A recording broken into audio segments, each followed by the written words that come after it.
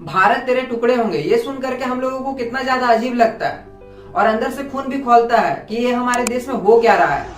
अभी के टाइम में भारत के पंजाब रीजन में कुछ ऐसा ही हो रहा है, जहां लॉ एंड ऑर्डर की पूरी तरीके से धज्जियां उड़ा दी जाती है। यहाँ तक कि पुलिस स्टेशन को भी हथियारों के बल पर घेर लिया जाता है। इस तरह के इंसिडेंट के बाद एक नाम काफी ज्यादा पॉपुलर हो रहा है, अमृतपाल सिंह, जिसे 6 महीने पहले तक कोई जानता तक नहीं था। कौन है ये अमृतपाल सिंह और इसे भिंडरावाले 2.0 क्यों कहा जा रहा है, चलिए जानते हैं हम इस वीडियो में। इसकी शुरुआत होती है फार्मर प्रोटेस्ट के टाइम से। उस समय के कंट्रोवर्शियल लीडर रहते दीप सिंधु। उन्होंने एक ऑर्गेनाइजेशन बनाई थी वारिस पंजाब डे के नाम से, जिसका मोटिव था जितने भी सोशल इश्यूज हैं उनसे लड़ना। लेकिन इसकी डेथ एक कार एक्सीडेंट में हो जाती है फरवरी 2022 को। फिर इस ऑर्गेनाइजेशन के एक नए लीडर बनते हैं अमृतपाल सिंह, जिसे अभी के टाइम में एक प्रो खालिस्तानी लीडर भी कहा जा रहा है। अमृतपाल सिंह दुबई से सितंबर 2022 में रिटर्न भारत आया था। उसके एक फॉलोअर लवप्रीत सिंह को पंजाब पुलिस अरेस्ट कर लेती है किडनैपिंग केस को लेकर के। तो फिर अमृतपाल सिंह और उसके फॉलोअर्स पुलिस स्टेशन पर ही अटैक कर देते हैं। लोग नंगी तलवार लेकर के पुलिस स्टेशन के अंदर घुस जाते हैं और उन लोगों को ही सरेंडर करने के लिए कहते हैं। वो पुलिस वालों को 2 अल्टीमेटम देते हैं कि वो उनके साथ नेगोशिएट करे और लवप्रीत सिंह को जेल से रिलीज करे। और अमृतपाल सिंह ने भी ओपनली ये कह दिया है कि भारत के जितने भी सेंट्रल मिनिस्टर हैं उनका वही हाल होगा जो कि इंडिया के प्राइम मिनिस्टर इंदिरा गांधी का हुआ था। मतलब ये एक तरह से डेथ थ्रेट है भारत के जितने भी सेंट्रल मिनिस्टर हैं उनके ऊपर। ये बंदा दुबई से भारत में आकर के ये सारी चीजों को कर रहा है। यही सारी चीजें उसने दुबई में की रहती तो अभी तक वो है से था हो जाता। और हमारी इंडियन गवर्नमेंट भी ऐसी है, जब तक एक छोटी सी प्रॉब्लम एक बड़ी पॉलिटिकल इशू ना बन जाए तब तक वो कुछ नहीं करती है। हम लोग खालिस्तान का नाम फार्मर प्रोटेस्ट के टाइम से ही सुन रहे थे। असल में ये खालिस्तान है क्या? खालिस्तान एक इमेजिनेटिव कंट्री है कुछ लोगों की जो कि सिख कम्युनिटी से बिलोंग करते हैं। बहुत सारे लोगों को लगता है कि खालिस्तान मूवमेंट की स्टार्टिंग लगभग 1980 से हुई थी, पर यह पूरी तरीके से सही नहीं है। इसकी शुरुआत ब्रिटिशर्स के टाइम में ही हुई थी, जब ब्रिटिशर्स को भारत से धक्के मार के निकाला जा रहा था 17वीं सेंचुरी में।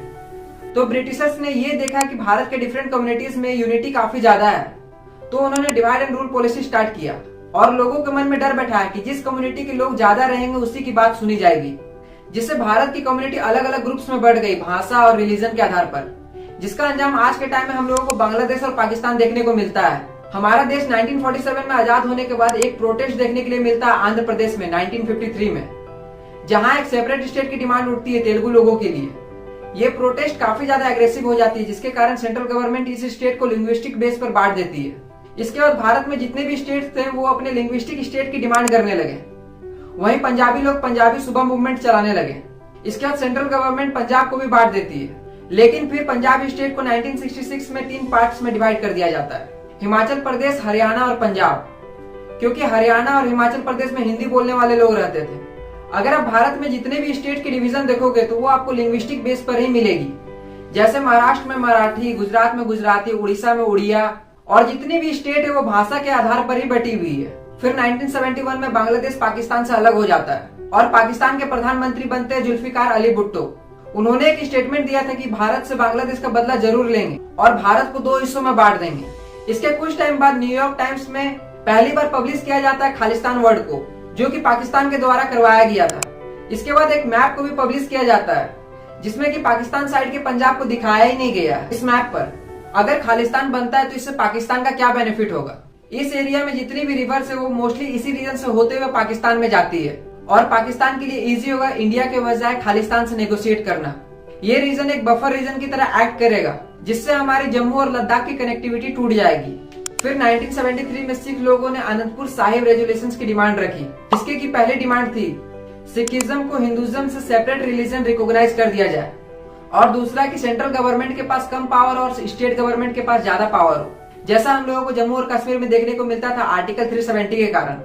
फिर 1980 में पंजाब अपना एक सेपरेट कॉन्स्टिट्यूशन की मांग रखता है और उस समय एक लीडर काफी ज्यादा उभर करके आते हैं जनरल सिंह भिंडरावाले, जो कि खालिस्तान की डिमांड कर रहे थे और उनको वहां के यूथ के द्वारा भी काफी ज्यादा सपोर्ट किया जा रहा था। उन्होंने एक पार्टी भी फॉर्म की थी, धर्म युद्ध मोर्चा, जिसका एम था कि पंजाब को एक नया देश बनाना। उस समय पंजाब में काफी ज्यादा क्राइम्स देखने को मिले थे, जिसमें कि मर्डर, किडनैपिंग, बॉम्बिंग काफी ज्यादा देखने को मिल रही थी।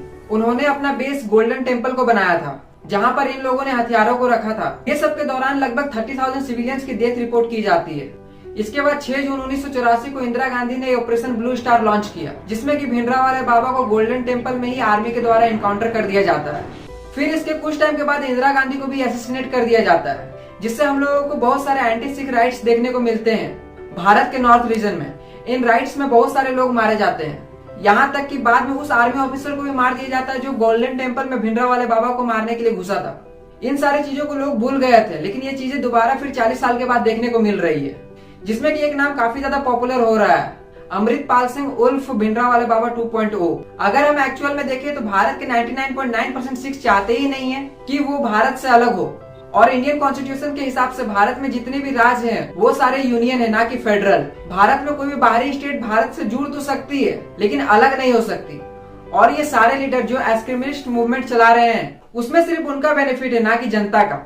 अगर इन लीडर से सवाल पूछ लिया जाए कि ठीक है पंजाब को भारत से अलग कर लेंगे, तो फिर उनके जितने भी गुरुद्वारे हैं जो उनके धर्म से बिलोंग करते हैं, जो कि पूरे भारत भर में फैले हुए, उनका क्या होगा? तो उन लोगों के मुंह में कोई भी जवाब नहीं होगा।